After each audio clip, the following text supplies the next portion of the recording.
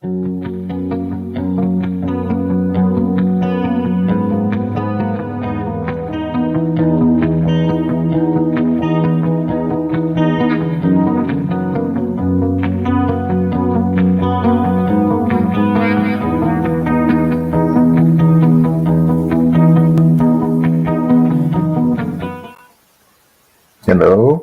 welcome to Coffee Break with Kardec. And today we'll be seeing the ideas about God and the possible answer to the question that Kardec has posed to the spirits: what is God? But before we do that, let's understand how the book of Genesis, the miracles and predictions according to Spiritism, was structured there back in 1868. And it starts talking about God, the essence of God, and of course the attributes of God. We can't understand God in depth because we still lack the means to do so. However, we can look at the attributes of God, which will be seen sometime in the future, and then looking at these attributes, then can understand the creation, which is, at the end of the day, it's the purpose of our researches and, of course, the book Genesis. And then Kardec moves, following that, he moves into the organic Genesis, the formation of the material world, spiritual Genesis, and so on. And the important thing is, although the book was written in 1868, he talks about some aspects. He presents the idea of God and the attributes of God at the background of anything that happens in the universe, material and physical. And that's why it gives us insight. Nowadays, from the 1940s, 1950s, I would say, onwards, we start to have a science called astrobiology. So basically what astrobiology tries to explain is the origin of life, what life really is, what it represents, and it tries to trace life back to the creation of the known, the material universe. So the beginning of a matter, the first particles, then the first atoms, and then molecules, and so on. And the particularities of what we call life. And it's very interesting because Genesis, according to this modern view in astrobiology and the research that is done in astrobiology, with the idea of the book Genesis and the concepts that Kardec presents us as part of the information brought by the spirits, he helps us create an understanding and then show through our research in our laboratories the actual origin of life. We've seen that there's a great evolution has happened since Kardec's time. As we've mentioned before in one of our previous coffee breaks, that this is actually moving. We are going into the depths of what we call matter, but also we are moving into the depths of the space of the universe, open universe. And then we are trying to find answers. And then as we are going to see, this is part of our quest to, I would say, to understand the creation, and consequently, we find the creator behind the creation. Just like by analyzing a very complex mechanism of a clock, we then slowly get the understanding of the mind that conceived and created that clock and is the clock maker. We can say that God is the clock maker of the universe, and the universe is his clock. And when I say universe, I'm not talking just about the physical universe, but also bearing in mind the spiritual universe that the spirits presented to us as a way for us to look at matter in our daily life in our laboratories, and also try to see with these new lenses that they bring, which is that the material universe is just a limited edition, just a limited small part of a much broader universe. And the book Genesis, in the following chapters, as I said, organic creation, organic universe, the material universe, and then the spiritual Genesis, the spiritual universe, and that they are all together is fascinating. So we're talking about God and the idea of God that we have. We know that since humankind has been here on Earth, arrived here, a long time ago, we've also had this inner perception of God. I wouldn't say idea, because for us, everything that would go beyond our control was attributed to a superior being, a superior me, superior human being, a stronger, brighter human being that would control that. And that's why primitive people used to say that there was a god of thunder, and then a god of the rain, and a god of this, of that, because they couldn't control those phenomena. And because they couldn't control those phenomena, they said it goes beyond my capacity, so there is a superior being in charge of that. So we know from history of religion, we know that this idea of God, many gods initially, and then in Judaism, we came to the idea of just one God, because then we perceived that certain things couldn't be divided into different gods for each one of them to look after one aspect. We know about the Greek mythology, the many gods and their relationship, sometimes very difficult. And we actually project us, we give us special attributes, and then we call God. So since the very beginning, our understanding of God is based on the understanding of us and what we are doing here.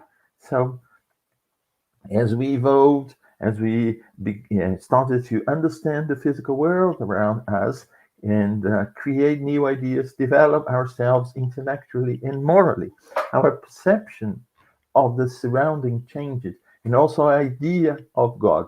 So God started to become more specialized, because we understand how thunder appear in the atmosphere through physics, chemistry. We can explain so many things, biology, and all the sciences that we have. We can explain them. So we took those attributes from God, but then we started to understand the laws behind all that. So all that happened according to laws, and not because there was a human-like with the special gifts being in control of that. And also what we see is that in the development of humankind, of our civilizations, we've seen that as we evolved, we started to move from small villages, small clans, tribes, where in the moral aspect, we had control of what was going on. So if someone misbehaved, all the community would know, all the community would take some actions according to this or that misbehavior. But as we started to live in larger groups, we started to lose this control. Imagine now in a big city like London or New York, if we can actually control, people's behavior. So God started to receive, or our perception of God, the attribute we gave to God was actually the one who was controlling our moral behavior, because we ourselves couldn't control the behavior of a large community. We started to attribute that to God, and then through fear, through punishment, and all that we know, we would control, saying that, well, if you misbehave now, it's not me. We have our laws, of course, but you may not be caught by our laws, but God knows everything that you do. He will punish. So it's a very vengeful picture of God, and a God that is still very human. And then, being human, he would behave like a human with superpowers, as it were, knowing everything everywhere and then punishing. As it was one of us who was actually very upset with something, very annoyed with someone, and so this was a perception of God in large communities. But we've seen also that in the Aztecs, for instance, Incas in Central America, and they had a different, and in many tribes scattered around the world, they had the perception that God was in control of every natural phenomenon.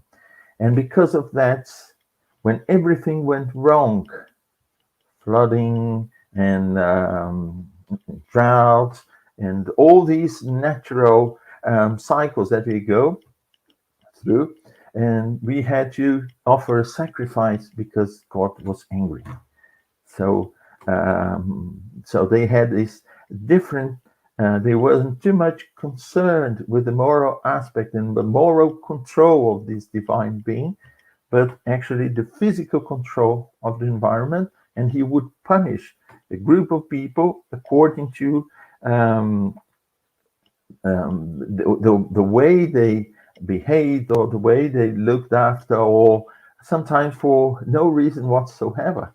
Then they would say God is angry, so we have to offer a sacrifice so that God will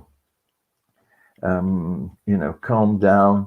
If a volcano erupted, that it was because God was upset with something. So they had to offer sacrifice. So we see that we actually project outside of us and give these attributes of these deities or superior beings, a god or gods, the perception that we create inside us. So with these ideas that the Spirit brought to us about a different God, and they started, giving us an idea of a God that is not anthropomorphic.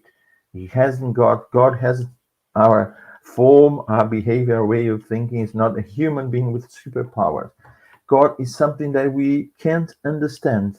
We have no intellectual and no moral elements to understand what God is.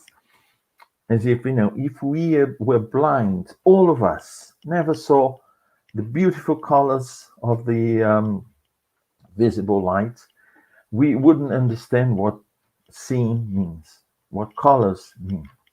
And so we have to develop this perception so that we can understand what it is.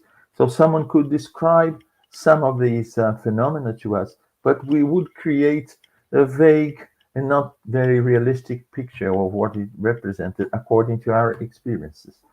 And we do the same with God. We have no perception, no conditions actually to perceive in depth what God is. But we can have an idea, and as we progress, the same way that we move from a God that controls thunder, and then we have to offer a sacrifice, or that God will punish us according to our moral behavior. And this is changing.